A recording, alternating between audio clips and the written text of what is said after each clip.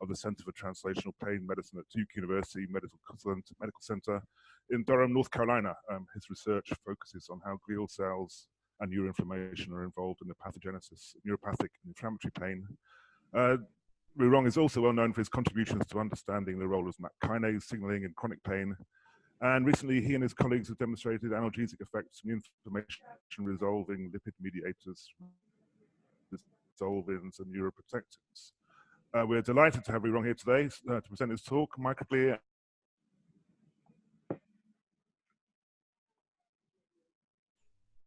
Good afternoon. So this is Rurong Ji at Duke University. And first, I would like to thank Simon for your kind introduction.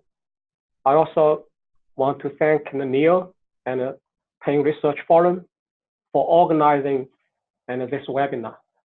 This is our new research building and our Center for Translational Pain Medicine, and the CTPM is at the top floor. And Dr. Bill Maxner and I are co-directors. And today I will talk about microglia and pain. And I heard more than 300 people registered for this webinar. Thank you very much for your participation. In the last 15 years, there has been tremendous progress in this area. And many labs and from different countries, including US, Canada, Japan, UK, as well as China, have contributed to this knowledge accumulation. Now, glia activation is emerging as a very important concept or mechanism for chronic pain, as an addition to neuronal mechanisms such as peripheral sensitization and central sensitization. And my talk has 4 parts: introduction and the role of microglia in pathological pain, including inflammatory pain, neuropathic pain, and cancer pain.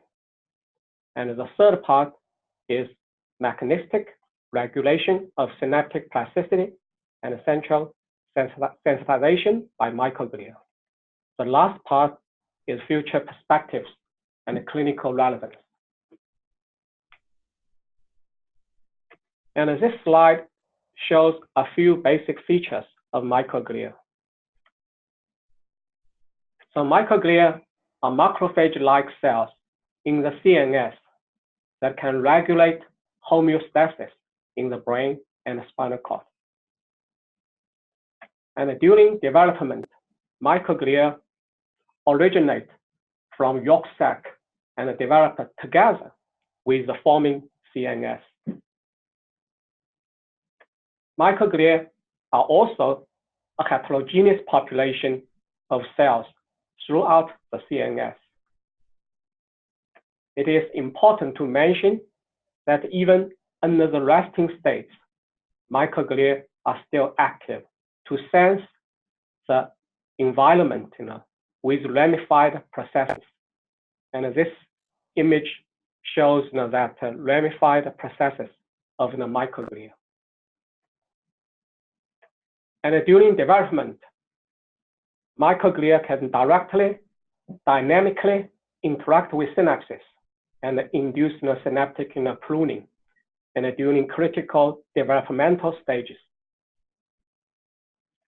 Microglia are also long-lived cells, and the lifespan can be over 1 year. And also, after ablation, microglia can rapidly repopulate within a week from residential microglia. So these are just a few basic facts of the microglia. And what we know more is that under the pathological conditions, microglia are key contribute to various neurological diseases by driving neuroinflammation.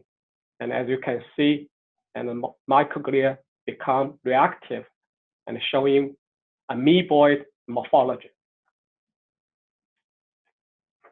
And this is from our recent review in 2018, and we did a PubMed search and for microglia and different neurological diseases, including chronic pain.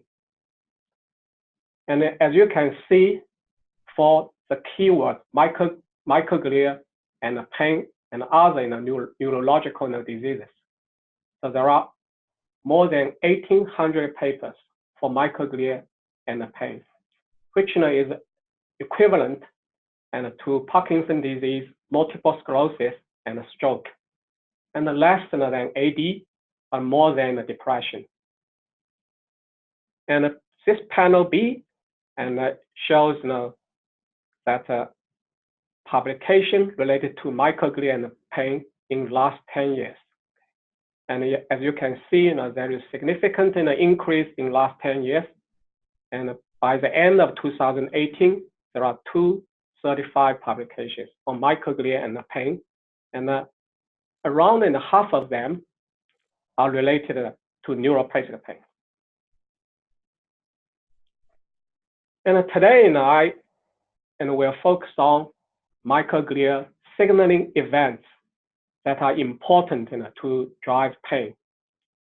And as you can see, that microglia can be activated by various and painful insults, and such as tissue injury, surgery, and nerve injury, which is the focus of my talk, as well as chronic opioid. As a consequence of microglia activation, and which can drive inflammatory pain and post-operative pain after these insults, neuropathic pain after nerve injury, as well as opioid tolerance and opioid hyperalgesia after chronic opioid treatment. So there are sequential events of microglia response. So initially, microglia activators, presumably released from primary afferents after injury. So that can activate microglia receptors on the cell surface, and which will trigger intracellular signal transduction inside the microglia, and will produce the microglia mediators. And the release of microglia mediators can act on neurons to modulate the synaptic transmission. And as a consequence, there will be an enhanced pain sensitivity that can drive different pain conditions. And this slide shows, there is a very rapid proliferation after nerve injury of microglia. So the BRDU staining is a specific mark for cell proliferation. As you can see, 2 days after nerve injury, and there is a rapid increase in BRDU positive cells, and particularly in IB1 expressing the microglia cells. And this is a quantification, and from another group, and showing very rapid proliferation of microglia cells. And here is a quantification, and to show the actual number of microglia cells also dramatically increases, about threefold after nerve injury. And this slide shows microglialosis, and which includes proliferation and also morphological change. As you can see, before injury, ramified, and after injury, being amoeboid. CX3CL1 is a specific marker for microglia cells. And using the CX3CL1 and GFP mice, and you can appreciate, and there's very dramatic microglia proliferation and gliosis 10 days after the CCI nerve injury. However, this increase can dramatically decline 3 weeks after nerve injury. But still, you can see that there is still an increase even in the late phase of nerve injury. So in the literature, and many labs have shown upregulations of microglial receptors after nerve injury, including the CX3CR1, ATP receptor in the P2X7, P2Y12, toll-like receptor 4, and a complement receptor. And in particular, and a nerve injury can cause an upregulation of P2X4, and specifically in microglia cells. And this review article shows that P2X4 upregulation is driven by two transcriptional factors, IRF8 and IRF5, which will lead to P2X4 upregulation and the release of BDNF. It is still unclear how ATP is produced from from different cell types, including neurons, astrocytes, as well as the microglia cells. And a recent study from Jeff Mogul's group has shown sex dimorphism in a male-dependent microglia signaling. And here you can see that intrathecal injection of minocycline, a microglia inhibitor, can reduce nerve injury-induced mechanical hypersensitivity only in male mice, but not in female mice. In the late phase, 4 weeks after nerve injury, minocycline still has some effect in males, but not in females. Interestingly, this paper also shows that females switch to T cell signaling. This follow-up paper from Michael Salter's group confirms that after the nerve injury, the P2X4 is upregulated in male microglia cells. And this inhibit of P2X4 can reduce the neuropathic pain only in male mice, but not in female mice. And my lab has been interested in intracellular signaling, especially in MAP kinase signaling and in pathological pain conditions. And here, you can see the activation of P38 MAP kinase by phosphorylation. And after nerve injury, you can see there is a dramatic an activation of P38 MAP kinase, a double staining with a microglial marker and a CD11B, and it shows a complete overlap between phosphorylated P38 and the microglia marker, and indicating that P38 MAP kinase is only activated in spinal cord microglia cells after nerve injury. And a follow-up study shows that matrix metalloprotease, MMP9, actually is a very potent activator of microglia and also P38 MAP kinase. And this protease is upregulated very rapidly after nerve injury, just within 1 day, and then it can be secreted to activate microglia cells in the spinal cord. So intrathecal injection of MMP9, and you can see it can activate the microglia cells in the spinal cord. And intrathecal injection of MMP9 can also cause persistent and mechanical allodynia. So indicating that MMP9 is an activator of microglia cells in neuropathic pain.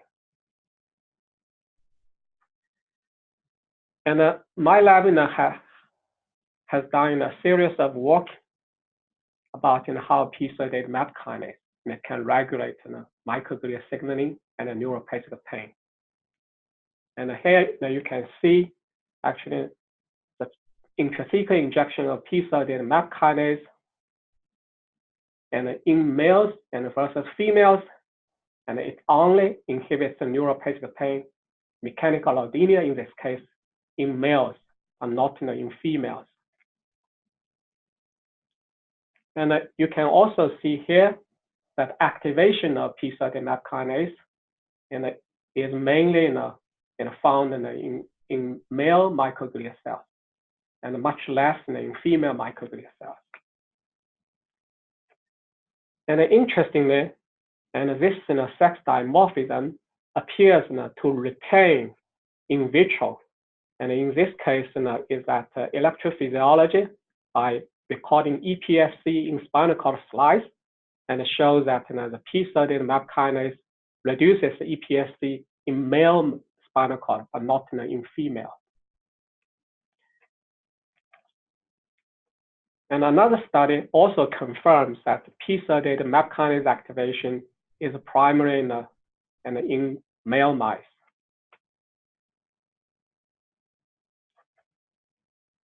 And furthermore, and we use a different approach to confirm that a role of p-38 MAP kinase in neuropathic pain. And here we use, there are two major isoforms of p-38 MAP kinase, p-38 alpha and p-38 beta. And we designed an antisense oligo to specifically knock down p-38 alpha or p-38 beta. And here you can see the knockdown of p-38 alpha, but not p-38 beta, and it can attenuate the mechanical allodynia and in male mice. Okay? And here you can see there is about 40% in the knockdown of p-38 alpha in the spinal cord, but not in DRG. However, there is no effect of this antisense knockdown in female mice. Again, we confirm that p-38 alpha is a major isoform and also it's male specific. And as we know, that activity, spontaneous discharge from primary efferents, and it can drive neuropathic pain.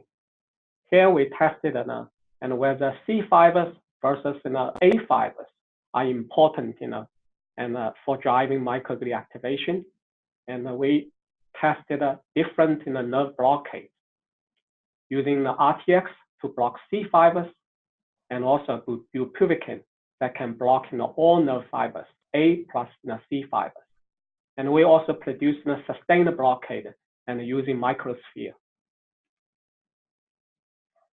And here you can see that after nerve injury, and there is a activation of p-38 MAP kinase in microglia cells. However, this activation is not affected by C fiber blockade, racemic phytotoxin, but it can be suppressed by bupivacaine. And this study may indicate that both A fibers and C fibers might be required for the activation of microglia cells in the spinal cord after nerve injury. And I showed you in this slide before, and here I want to add more details about microglia signaling in pathological pain. Okay, so now we know there are many activators presumably released from primary efferents, including ATP and chemokines and CSF1, which is a very potent activator of microglia, and several proteases, including MMP9, caspase-6, and cathepsin-S. And these microglia activators can bind their specific receptors on microglia cells, including the ATP receptors and chemokine receptors and toll-like receptors, and also CSF1 receptor. And that activation of these receptors will cause intracellular signal transduction, such as activation of p-38 MAP kinase. As a consequence, there is an increase in the release of microglia mediators, including TNF-alpha, interleukin-1 beta, BDNF, as well as interleukin-18, and also PGE2. And these mediators can act on neurons and to potentiate pain states. And also, I want to emphasize that microgliosis and microglia activations may be mediated by different signaling events. For example, and P2Y12 and CX3CR1 are important for microgliosis. And whereas in the P38 MAP kinase activation or P2X4 in the activation and maybe not required for microgliosis, instead important for microglia activation. And this slide is from a recent review from Microsoft and Beth Stevens, and showing that how P2X4 expressing microglia cells and it can activate P38 MAP kinase and to release BDNF from microglia cells. And then BDNF can bind on TrkB receptor and to potentiate excitatory synaptic transmission through NMDA receptors.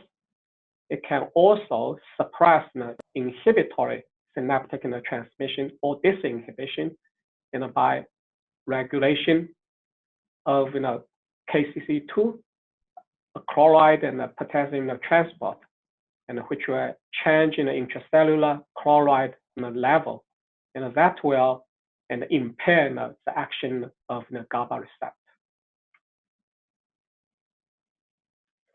And in addition to neuropathic pain, there is also evidence showing that microglia and P38 signaling actually is also important for inflammatory pain, and as shown in this study by Tony Yakshin and his colleagues. And here we also showed that formalin induced inflammatory pain and it can be suppressed by intrathecal injection of a P38 MAP kinase in male mice, but not in female mice.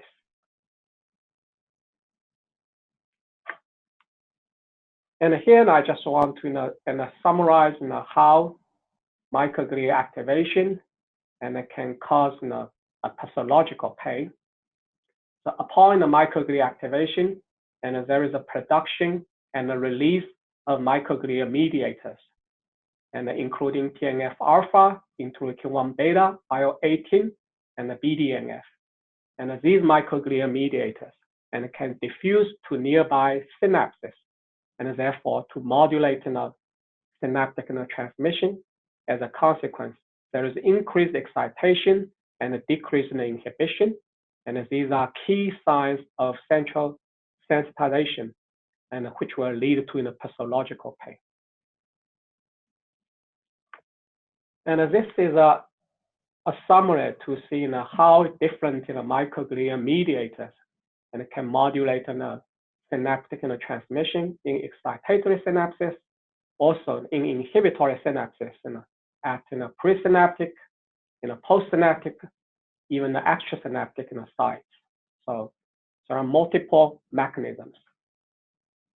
Here is an example to show that interleukin 1 beta can suppress the GABA-induced current as well as glycine-induced current.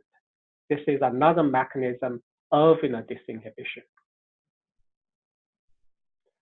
In next few slides, I will focus on how microglia can produce TNF alpha, a major inflammatory mediator, and that can drive pathological pain. The microglia and through P38 activation can produce and release TNF alpha. And here we did a single cell analysis from microglia cells in spinal cord slice. And as you can see that the majority, 90% of microglia cells express TNF alpha, whereas in a small portion, about 40% of astrocytes express TNF alpha, but neurons do not express TNF alpha. And TNF alpha has been implicated in pathological pain and by multiple groups, including Claudia Soma's group and Linda Sawkins' group. And here you can see that intrathecal injection of TNF alpha can cause rapid hyperalgesia as well as mechanical allodynia. And electrophysiology shows that application of TNF alpha to spinal cord slice can cause very rapid and neuronal activation, in this case excitatory synaptic transmission, So there is a direct effect very rapidly of TNF-alpha on neuronal activation. And a spinal cord long-term potentiation is very important in a form of synaptic plasticity and important for the pathogenesis of pain. And this LTP actually is abolished in TNF-alpha receptor knockout mice, and suggesting that TNF-alpha receptor signaling can be directly involved in modulating the synaptic plasticity.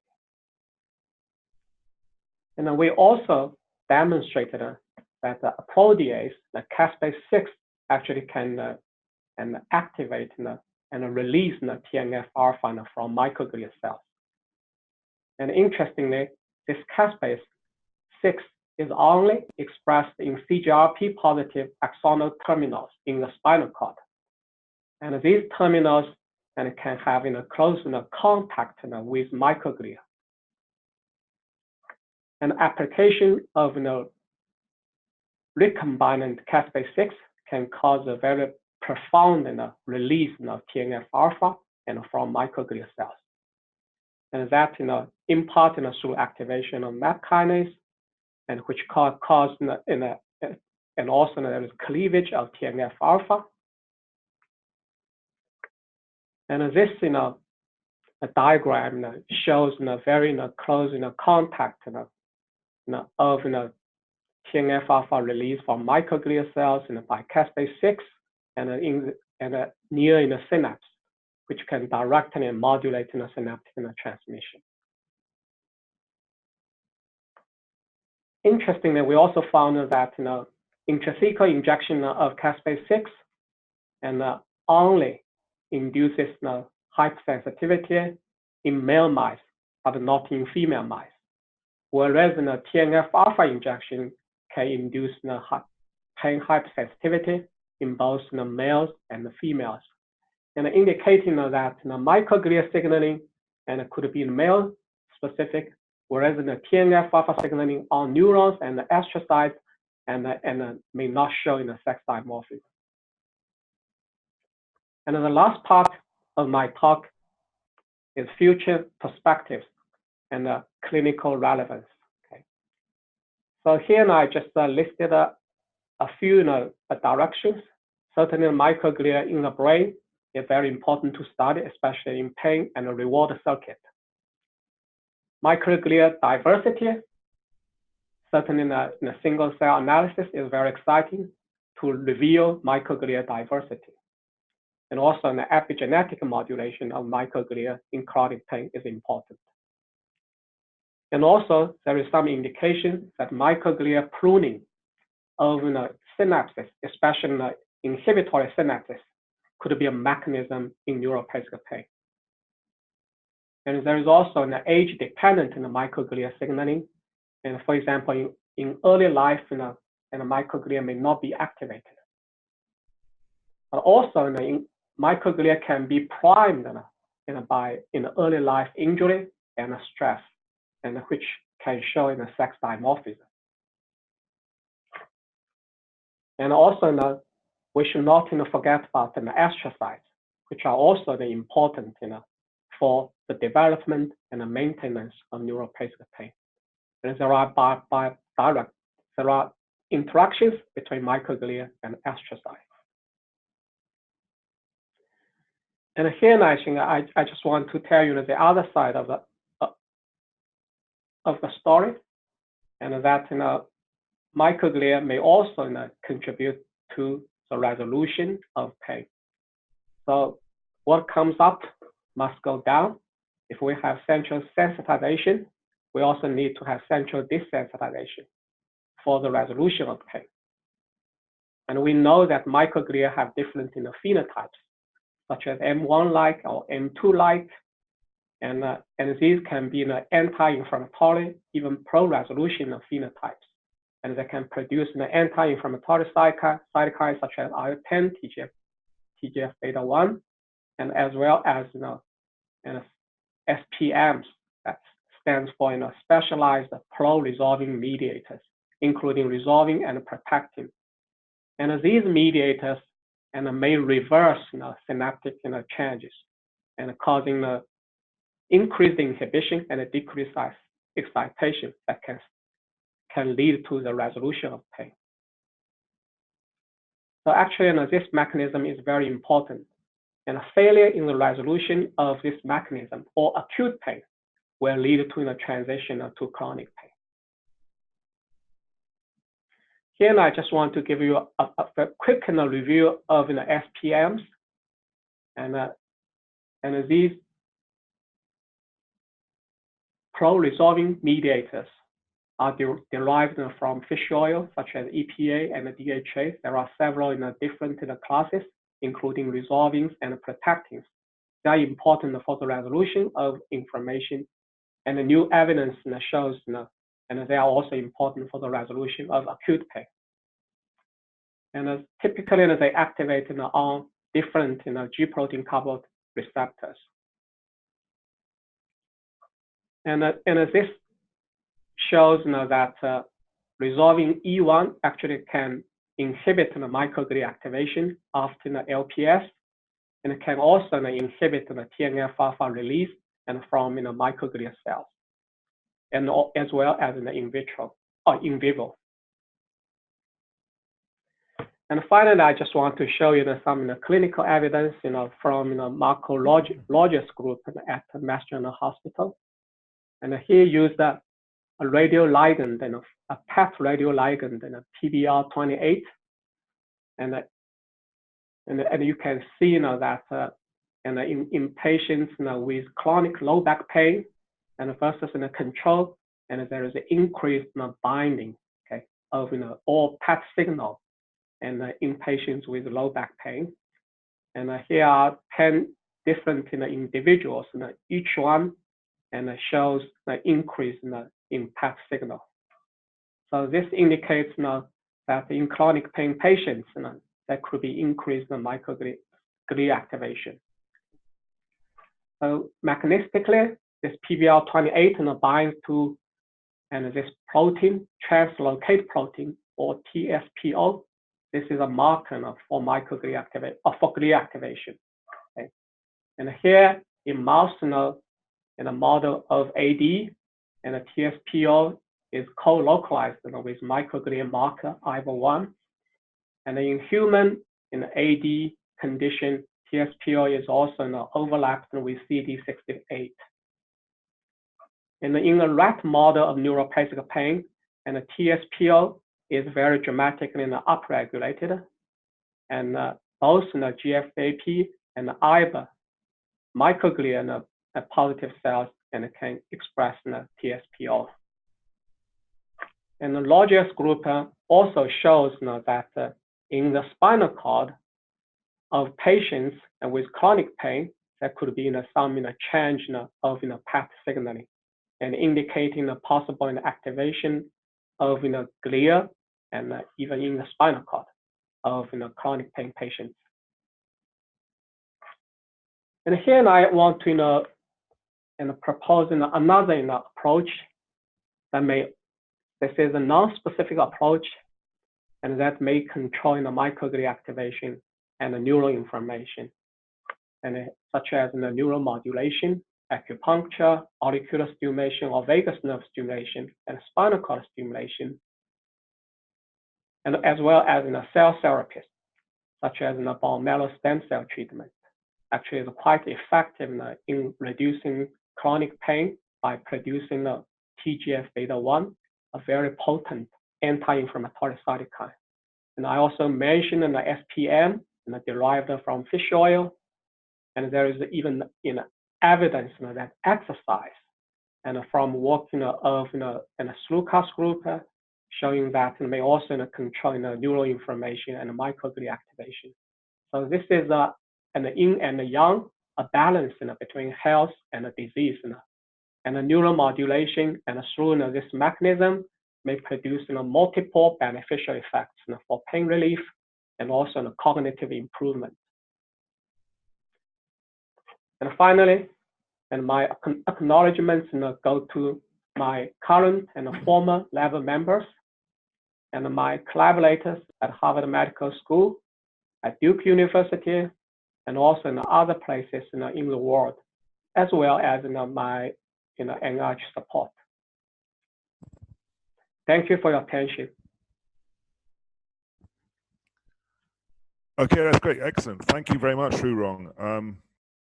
We've got a few questions coming in, so please write in your questions and I'll put them to Rurong. So if I could just get started, I think there was some very promising indirect evidence in humans of glial activation or glial reactivity with the TSPO. Could you give us some sort of insight into the current state of affairs in terms of clinical trials with glial inhibitors in human neuropathic pain syndromes? And go ahead. Yeah, certainly. I think this is a very exciting line of research from Microglia, and he provided me several slides, and so he's able to image glial activation in the brain as well as in the spinal cord. Certainly, this is a useful mark to check and drugs future clinical trials based on glial activation mechanisms. So I'm not aware about the progress of clinical trials. So maybe some clinicians can keep me updated. But you would certainly agree. Do you think it's not a rodent-specific phenomenon, and that there's some hope that the microglia could be a target for future clinical therapies?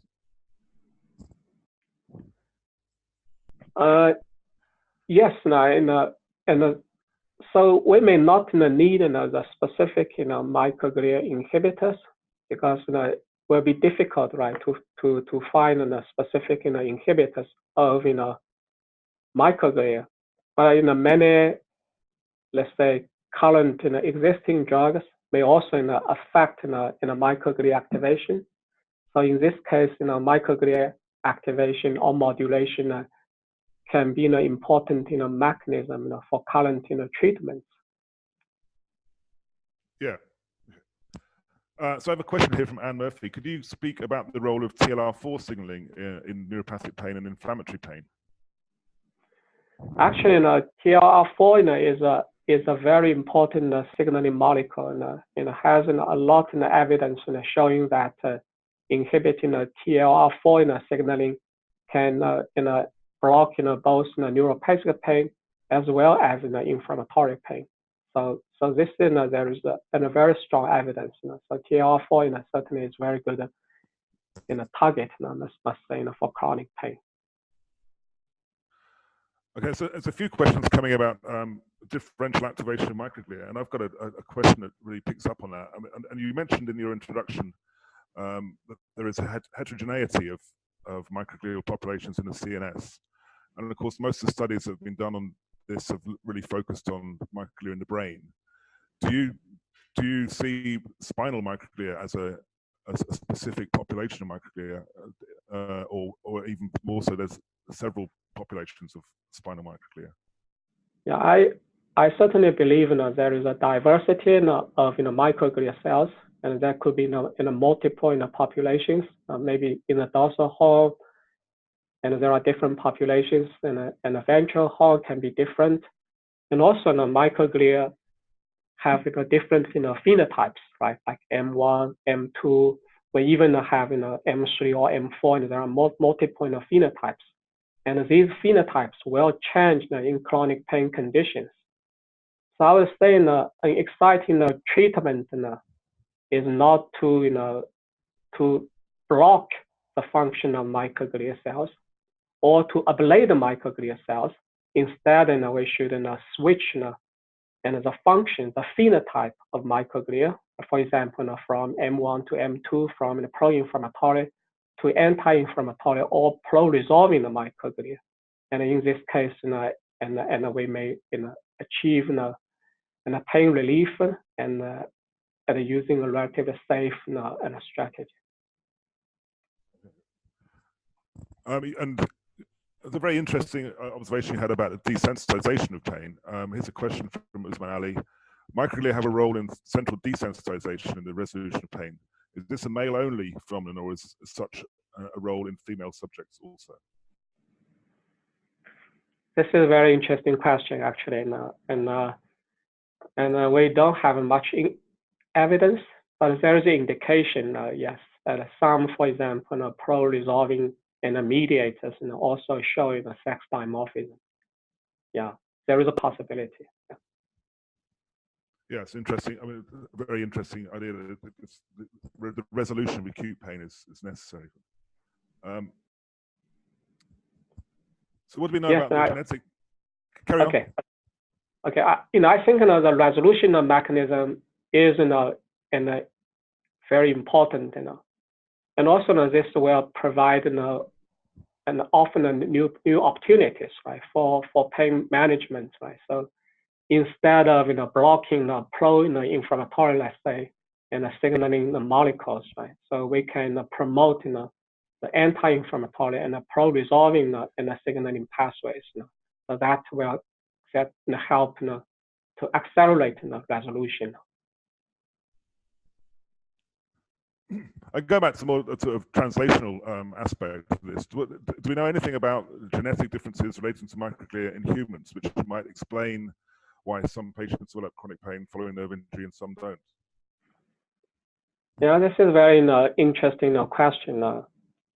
Actually, yesterday, and we had a glia retreat at Duke, and certainly, we had a prominent speak to talk about and TREM2 microglia specific molecule, which certainly has a mutation in patients with Alzheimer's disease, so that mutation will make patients more susceptible to develop in Alzheimer's disease.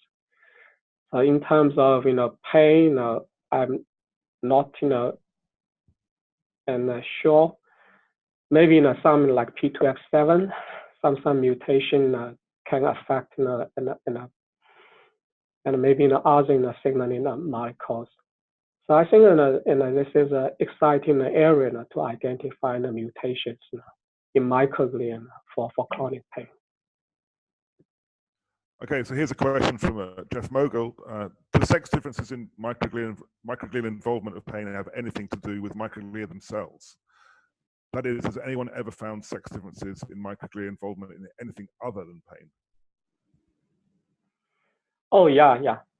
And actually, it's in a male, let's say, dependent in the microglia signaling, it has also been implicated in other neuroinflammation conditions, such as autism, right? Because autism mainly affects in the boys, right?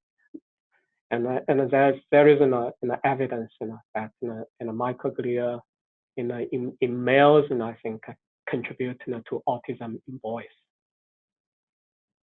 And that itself brings up the whole question of the synaptic pruning that you briefly touched upon as a potential effector of microglial activity and pain. I mean, synaptic pruning has been implicated in all manner of disorders and diseases. Do you think that has? Can you expand on how you think that may have a role in pain and pain modulation?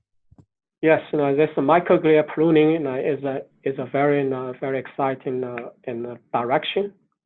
And initially, it was demonstrated during the development, right? Because during development, often the system produces a lot more synapses. So then you need microglia to basically get rid of this non-corrected synapses so that to maintain homeostasis. But now there is also evidence that not only during development, but in pathological conditions such as neuropathic pain, and there is also microglia pruning, especially in the pruning of inhibitory synapses such as GABAergic synapses. So that can be another mechanism of disinhibition, and which is very important for chronic pain. So there are a few questions regarding the microgliosis and the activation profile, and it's very clear that you showed that while there is a large microgliosis following explicit nerve injuries such as SNI, which peak maybe 10 days to 14 days after injury, it soon declines. So at 21 days, you have a much lower density of microglia, although there is still some evidence of microgliosis. yet of course the pain still persists. As this suggests that the majority of those microglial cells that are making up that microgliosis are actually not contributing to the pain maintenance whatsoever.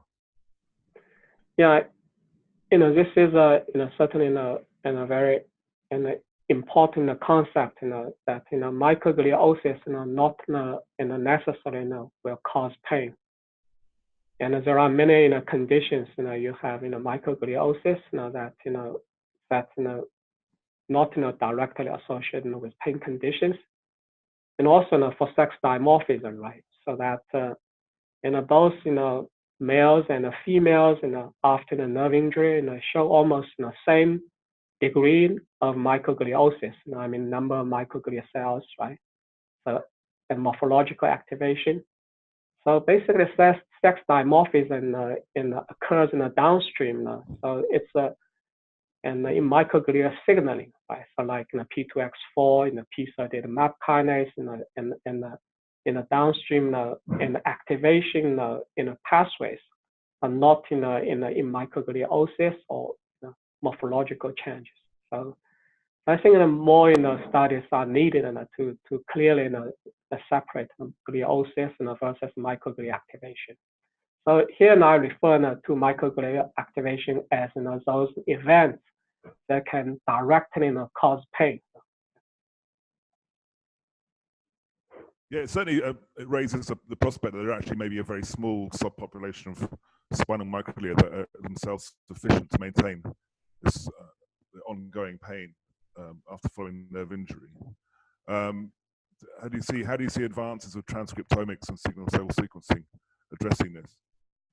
Yeah, I think that certainly very useful to identify different populations of microglia cells, right? So as I mentioned, there are different phenotypes of microglia cells, right? So that maybe only in a certain population of microglia and can drive chronic pain, and some microglia can also promote resolution of pain. So how we can control or switch phenotype of microglia cells will be a very important direction. So just switching back to something else you touched on, which is NF-kappa B signaling. Can this signaling in microglia amplify the activation of astrocytes or even peripheral nervous system glia? Yes, certainly. And my talk today focused on microglia signaling. Actually, and there is a clear evidence that microglia can activate astrocytes. For example, microglia can release TNF alpha, and the TNF alpha actually is a very strong activator of astrocytes. So initially and after nerve injury, people saw sequential events, right? So you have microglia activation, and then you also see often see astrocyte activation. But astrocytes can also come back by some signaling to activate microglia cells. For example, astrocytes can release an ATP, which can activate microglia cells. Astrocytes can also release chemokines that can further activate microglia cells. I think the interactions are bilateral.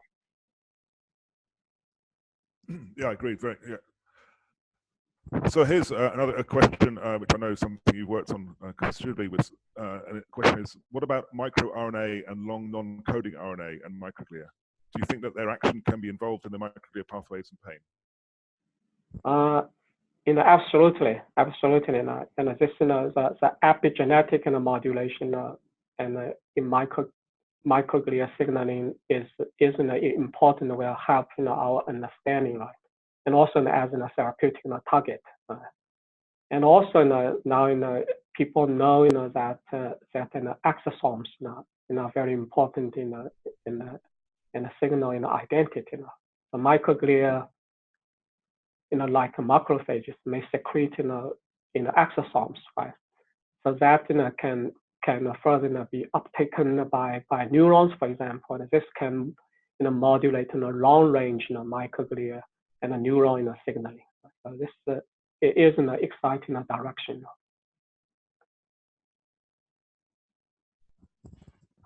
So Sarah Whitestone asks, microglia have been shown to express, or there's evidence that microglia express mu opioid receptors, at least in mice. How do you see the role of microglia emerging in terms of research focus in the face of the current opioid crisis? Yeah, this is a controversial issue, right? So that's whether microglia express opioid receptors. So, whether this opioid, let's say, certainly opioid can affect microglia function, and whether this is through specific opioid receptor or through toll-like receptor, we still not clear. Although in the RNA in a sequence sequence or in a single cell sequence, we may not detect opioid receptor, which it has a low expression level, but still we cannot exclude the possibility that microglia can still express certain types or certain isoforms of opioid receptors. This is still an open question, and we don't know, and we need more more research. But one thing is certain that microglia do respond to opioid even at high concentrations.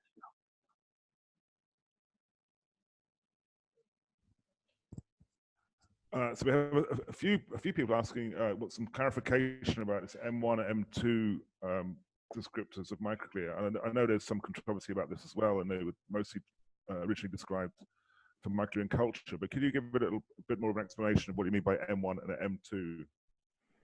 Yeah, no, this concept borrows from macrophages, right? So M1 and M2. But now even in the field of immunology, people and don't really like M1 M2 concept, because macrophages certainly have many more phenotypes than just M1 M2. And so true also for microglia, there should be multiple phenotypes. So we may say M1 like and M2 like, but I don't think we have very specific markers that can define really M1 and M2. But then the concept is interesting, right? So there are different phenotypes. One can be pro-inflammatory, another can be anti-inflammatory, and this may also help our future drug design.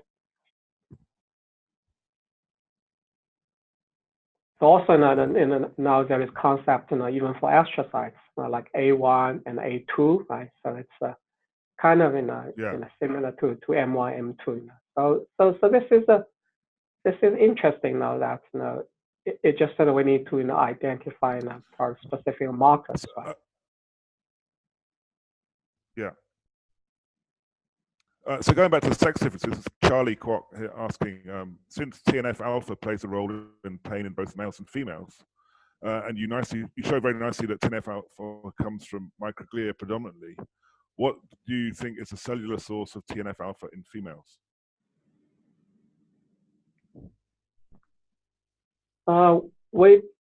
We don't know. It's maybe so female can also have a TNF alpha. So maybe I think it's produced by different signaling events.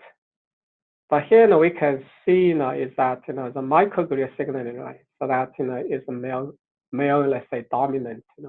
But downstream, if the TNF alpha acts on neurons, and that may not show sex dimorphism.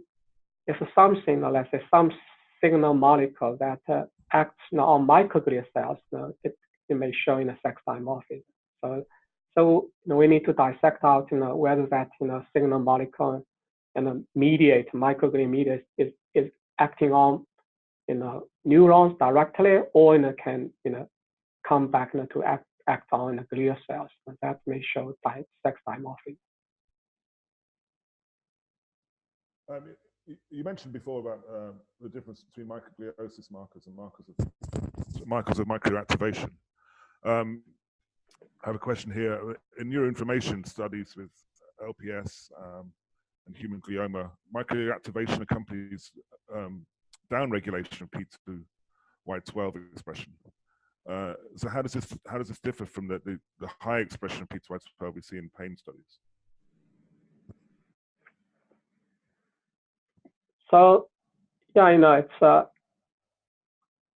microglia can have different phenotypes, and also the environment and it can change microglia phenotypes, right? So for example, in a microglia in the near, let's say, the tumor, for example, brain tumor can have different phenotypes. It can be immune suppressive. So yeah, we need more studies to figure out microglia phenotypes in different environment, because the environment can basically change switch the microglia phenotype. And looking more at microglia interaction with other cell types in the CNS, much has been made of the interaction of microglia with astrocytes and neurons to mediate their effect.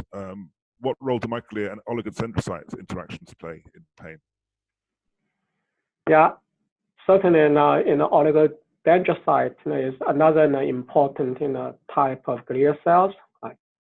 And I believe oligodendrocytes should also play a role in the pathogenesis of pain.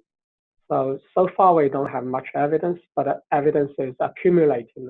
So I think we will see more publications on oligodendrocytes. So how these cells regulate and chronic pain.